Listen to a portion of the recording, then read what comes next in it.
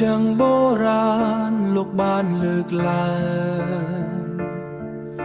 កុំចង់ឡើងទ្រើងណាត្រកួនប្រលិតរីឯសត្វទាដេកបានតែលើដីពិតដឹងទេវរមិតឡើងខ្ពស់មិនគិតច្បាំងជាមិនស្រួល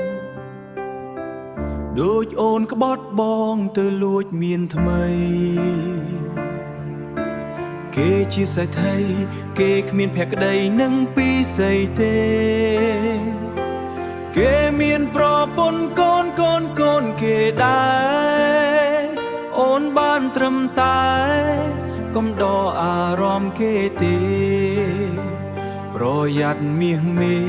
អូនជាមមាញកុំប្រឡែងភ្លើងអូនជាមមាញកុំប្រឡែងភ្លើងស្នេហ៍ភ្លើងចំបាមិនយូរទេអូនថ្ងៃនេះគេស្នេហ៍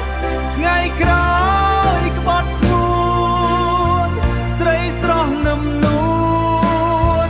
អូនគង់ទឹកភ្នែក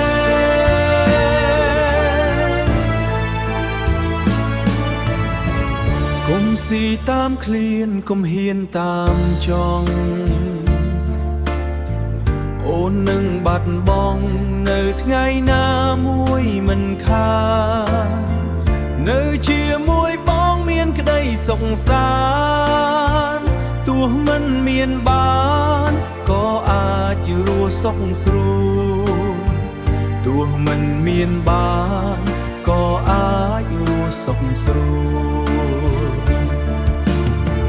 អូនជាមមា